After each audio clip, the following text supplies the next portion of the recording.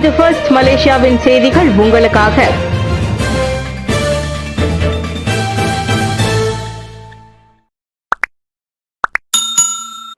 உடனடி சண்டை நிறுத்தத்திற்கு கம்போடியாவும் தாய்லாந்தும் ஒப்புக்கொண்டன.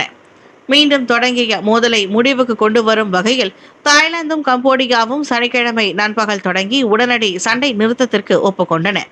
டிசம்பர் 7ஆம் தேதி முதல் அவ்விரு நாடுகளும் மீண்டும் சண்டையிட்டு வரும் நிலையில் எல்லை தாண்டிய தாக்குதல்களை நிறுத்திக் கொள்வதாக அறிவித்திருக்கின்றன.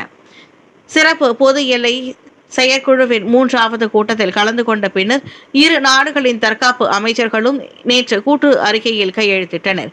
இரு தரப்பினரும் நேற்று 2025ஆம் ஆண்டு டிசம்பர் மாதம் 27ஆம் தேதி நண்பகல் 12 மணிக்கு முதல் ஒப்புக்கொள்ளப்பட்ட உடனடி போர் நிறுத்தத்திற்கு ஒப்புக்கொண்டனர். போர் நிறுத்தம் அமலுக்கு வந்த பிறகு அது 72 மணி நேரத்திற்குள் முழுமையாக செயல்படுத்த வேண்டும். அந்நேரத்தில் கடந்த 151 நாட்களாக தடுத்து வைக்கப்பட்டுள்ள 18 கம்போடிய வீரர்களை தாய்லாந்து விடுவிக்க அனுமதிக்கும் என்றார் தி சேஹா. அனைத்து வகையான ஆயுதங்கள், பொதுமக்கள், உள்கட்டமைப்புகள் மீதான தாக்குதல்கள் மற்றும் இரு தரப்பினரின் இராணுவ தாக்குதல்களை உள்ளடக்கி உடனடி போர் நிறுத்தத்திற்கு இரு தரப்பினரும் ஒப்புக்கொண்டனர். இணைய மோசடி 2,12,000 ரிங்கிட் இழப்பு. இணையம் வழியான இல்லாத வர்த்தக மோசடியில் பாதிக்கப்பட்ட 60 வயது பணி ஓய்வு பெற்ற ஒருவர் 2,12,000 ரிங்கிட்டை இழந்துள்ளார்.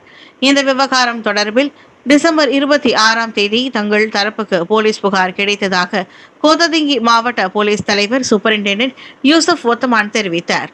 இவ்வாண்டு டிசம்பர் 19ஆம் தேதி வாட்ஸ்அப் செயலி மூலம் சந்தேக நபர் ஒருவருடன் கிடைத்த அறிமுகத்தை தொடர்ந்து இந்த பணி ஓய்வு பெற்றவர் இந்த தொகையை இழந்துள்ளார்.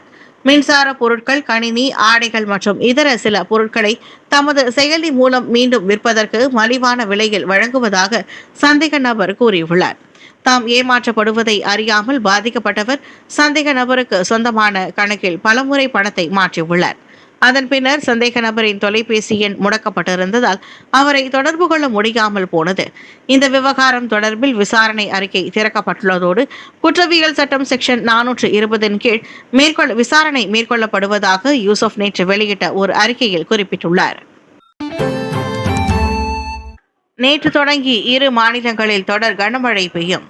நேற்று தொடங்கி வரும் திங்கட்கிழமை வரை பஹாங் மற்றும் ஜொஹூர் மாநிலங்களில் தொடர் கனமழை பெய்யும் என்று மலேசிய வானிலை ஆய்வு மையம் மெட் மலேசியா எச்சரிக்கை விடுத்துள்ளது. பஹாங்கில், குவாந்தான், பெக்கான் மற்றும் ராம்பினிலும் ஜொஹூர் மெர்சுங்கிலும் இந்த வானிலை நிலவும் என்று மெட் மலேசியா நேற்று வெளியிட்ட ஒரு அறிக்கையில் குறிப்பிட்டுள்ளது. கிளந்தான், தெலங்கானு, பஹாங் மாநிலத்தின் ஜெராண்டூட், மாரான், பேரா ஆகிய பகுதிகளுக்கும் ஜொஹூரின் செகாமாட், குலுவாங், கோத்ததிங்கி ஆகிய பகுதிகளுக்கும் எச்சரிக்கை அளவிலான கனமழை பெய்யும் என்று கணிக்கப்பட்டுள்ளது.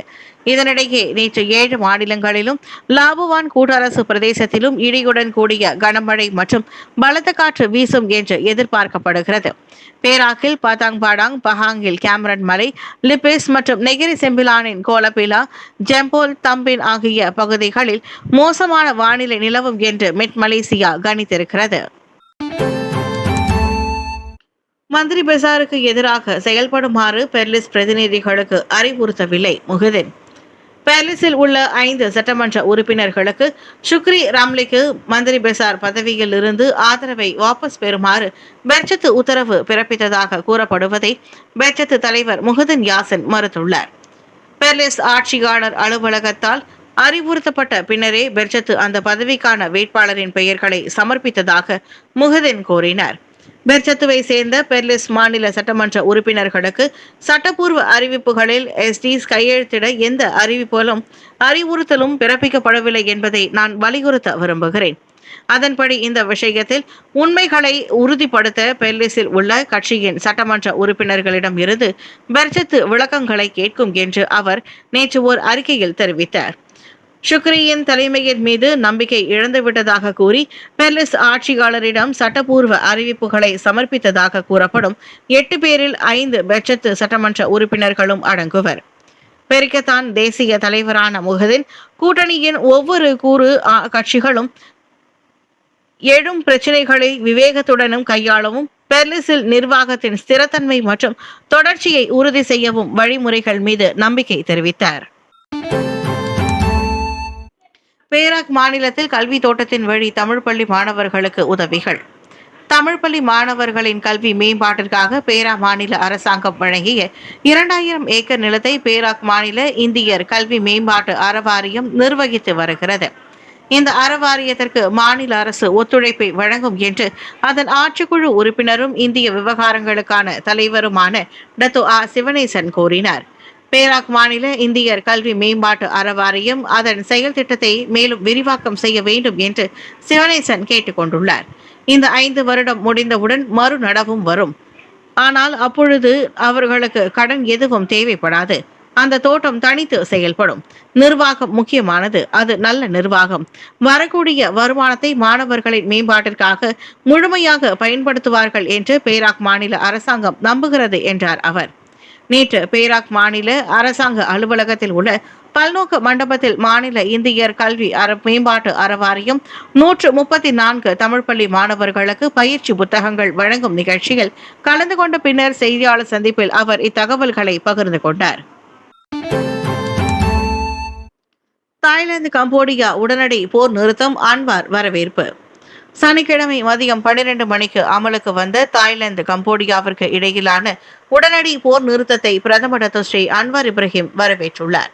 சண்டையை நிறுத்துவதோடு படைகளை தங்கள் இடத்திலேயே நிலைநிறுத்த எடுத்த முடிவானது பொதுமக்களின் நலனை கருத்தில் கொண்டு கட்டுப்பாட்டை கடைபிடிக்க வேண்டும் என்ற கூட்டு உணர்வை பிரதிபலிப்பதாக அன்வார் கூறினார். போர் நிறுத்தத்துடன் கூடிய கூட்டு அறிக்கை ஆசியான் பார்வையாளர் குழுவின் சரிபார்ப்பு மற்றும் தற்காப்பு அதிகாரிகளுக்கு இடையே நேரடி தொடர்பு உள்ளிட்ட நடைமுறை மற்றும் நேர்மறையான நடவடிக்கைகளுக்கு வழிவகுப்பதாக டத்து ஸ்ரீ அன்வார் கூறினார். இந்த முயற்சிகள் நிலைத்தன்மைக்கு ஒரு அடித்தளத்தை வழங்குவதோடு இரு தரப்பினரும் அவற்றை உண்மையாக நிறைவேற்றுவார்கள் என்று அன்வார் தனது முகநூல் பதிவில் குறிப்பிட்டுள்ளார். 2026ஆம் ஆண்டு ஜனவரி 1ஆம் தேதி நள்ளிரவில் ஆசியான் தலைமைத்துவத்தை மலேசியா பிலிப்பை ஒப்படைக்கும் போது இந்த உறுதிமொழிகள் மதிக்கப்படுவதையும் அமைதியான வட்டாரமாக ஆசியானின் மரியாதை மற்றும் நம்பகத்தன்மை பாதுகாக்கப்படுவதையும் உறுதி செய்வதற்கான அனைத்து முயற்சிகளையும் மலேசியா ஆதரிக்கும் என்று அன்வார் கூறினார். நகைக்கடையில் திருட்டு சந்தேக நபர் கைது. தெலங்கானு பாகா பகுதியில் உள்ள ஒரு நகைக்கடையில் கடந்த வியாழக்கிழமை சுமார் 30,000 ரிங்கிட் மதிப்புள்ள தங்க சங்கிலியை திருட முயன்றதாக சந்தேகிக்கப்படும் 33 வயது நபர் அங்கிருந்த வாடிக்கையாளரால் பிடிக்கப்பட்டு கைது செய்யப்பட்டார்.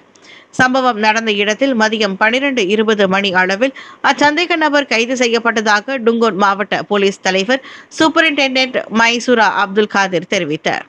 தொப்பி மற்றும் முகமூடி அணிந்திருந்த அச்சந்தேக நபர் நகை வாங்குவது போல் நடித்துக் கொண்டு கடைக்குள் நுழைந்தார். பின்னர் கடை ஊழியரிடம் இருந்து சுமார் 30,000 ரிங்கிட் மதிப்புள்ள தங்கச் சங்கிலியை எடுத்துக்கொண்டு ஓட முயன்றிருக்கின்றார். நகை கடையின் தானியங்கி கதவை கடை ஊழியர் வெற்றிகரமாக பூட்டிய பிறகும் கூட அச்சந்தேக நபர் தப்பிக்க தவறிவிட்டதாகவும் வாடிக்கையாளர்களில் ஒருவர் நிபுணத்தன்மையுடன் சந்தேக நபரை விரைவில் கைது செய்ததாக மைசூரா கூறினார்.